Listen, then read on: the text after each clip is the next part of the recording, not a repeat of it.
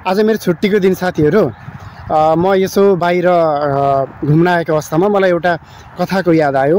त्यो कथा मैले सामाजिक सञ्जालबाटै सुनेको थिएँ र तपाईहरु माझ म प्रस्तुत गर्न गइरहेको छु। के हुन्छ भने एउटा कक्षा कोठामा चाहिँ राम भन्ने व्यक्तिको चाहिँ घडी हराउँछ। घडी हराइसकेपछि उसले यसो खोज तलासी गर्छ तर कहीँ भेट्दैन। त्यसपछि एकैछिनमा एकजना शिक्षक चाहिँ त्यहाँ कक्षा कोठाभित्र चाहिँ प्रवेश गर्नुहुन्छ र प्रवेश गरेपछि राम भन्ने व्यक्तिले आफ्नो समस्या सुनाउँछ। गुरु, मेरो त घडी हरायो, कसले चोर्यो थाहा भएन। त्यसपछि गुरुले चाहिँ के गर्नुहुन्छ भने सबै विद्यार्थीहरूलाई चाहिँ आँखामा पट्टी बाँधिदिनुहुन्छ र खोज तलासी सुरु गर्नुहुन्छ। नभन्दै एकैछिनमा त्यही कक्षा कोठाभित्रबाट चाहिँ घडी भेटिन्छ र त्यसको 2-3 दिन पछाडि उसले त्यो घडी लगाएर सधैँ स्कुल आउन पनि थाल्छ। त्यो जुन घटना भएको थियो त्यो घटना त्यत्तिकै गुपचुप हुन्छ, सेलाउँछ। विद्यार्थीहरू सबै नियमित स्कुल आउँछन्, गुरु आफ्नो पठन पाठन कार्य गर्नुहुन्छ र त्यो जो हराएको व्यक्तिले पनि घडी लगाउन सुरु गर्छ। त्यतिकैमा समयहरू बित्दै गयो, विद्यार्थीहरू पास भए, सबै स्कुल छोडेर गए, कलेज पढे हैन। आफ्नो नियमित दिनचर्या त्यसै नै बित्दै गयो। धेरै समय पछाडि एक दिन एउटा के अरे ठुलो कार्यक्रम हुन्छ। त्यो कार्यक्रममा चाहिँ त्यो जुन गुरु थियो त्यो गुरुलाई पनि निमन्त्रणा गरिएको हुन्छ र त्यो गुरु चाहिँ वहाँ जानुहुन्छ।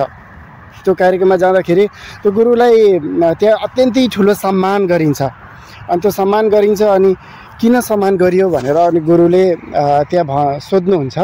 सोद्धाखेरि चाहिँ त्यो जुन कार्यक्रम चाहिँ एउटा ठुलो कम्पनीले राखेको हुन्छ र त्यहाँनिर अनि गुरुले सोध्नुहुन्छ मलाई किन यसरी सम्मान गरियो भनेर चाहिँ गुरुले सोद्धाखेरि त्यही जो एउटा विद्यार्थी थियो, जुन घडी चोर्ने विद्यार्थी थियो, त्यही विद्यार्थीले चाहिँ उसलाई चाहिँ सम्मान गरेको हुन्छ। उसले के भन्छ भने गुरु, तपाईले जुन दिन मैले आजभन्दा धेरै वर्ष अगाडि स्कुल पढ्दाखेरि जुन दिन मैले घडी चोरेको थिएँ, त्यो घडी चोरेको दिन तपाईले मलाई जोगाउनु भएको छ। त्यो दिन जोगाउनु भएको छ र त्यस दिनदेखि म अत्यन्तै डराएको थिएँ। त्यस दिन यदि यो त्यो घडी चोर भनेर पत्ता लाग्यो भने मेरो इज्जतको धज्जी उड्नेछ, म साथीहरूमा अत्यन्तै बेइज्जत हुनेछु भनेर अत्यन्तै म डराएको थिएँ।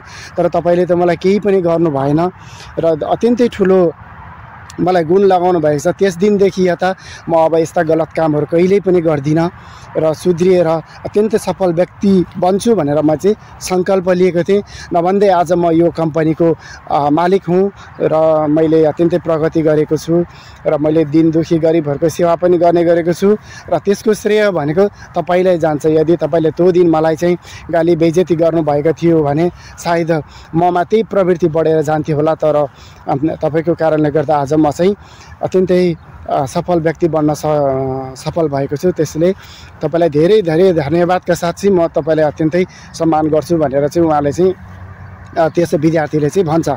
र गुरुले भन्नुहुन्छ, ए हो र, यो कुरा त मैले त बिर्सिसकेको थिएँ। त्यस दिन जुन दिन चाहिँ घडी चोरी भएको थियो, जुन दिन घडी खोजिएको थियो, त्यो दिन मैले पनि मेरो आँखामा पट्टी बाँधेको थिएँ र मलाई पनि थाहा छैन कि त्यो घडी कसको पकेटमा थियो र मैले पनि मेरो आँखामा पट्टी बाँधेरै सबैको पकेट खोज तलासी गरेर तिम्रो पकेटबाट पत्ता लागेको थियो भन्ने मलाई थाहा पनि थिएन। तिमी नै पो थियो त्यो विद्यार्थी, त मलाई त थाहै भएन भनेर चाहिँ गुरुले भन्नुहुन्छ। र योबाट हामीले के शिक्षा लिन सकिन्छ भने साथीहरू, वास्तवमै यदि कसैले गरेको सानो गल्तीलाई हामीले चाहिँ त्यसलाई माफी गर्न सक्यौँ भने कहिलेकाहीँ मानिसहरूको जिन्दगी नै सुध्रिएर जान सक्छ र गलत कुरालाई चाहिँ गलत कुरालाई चाहिँ कहिलेकाहीँ चाहिँ हामीले चाहिँ त्यसलाई सही मार्गदर्शन गर्न सक्यौँ भने पनि त्यसले अत्यन्तै राम्रो काम गर्छ भन्ने शिक्षा चाहिँ हामी यो कथाबाटै लिन सक्छौँ। धन्यवाद।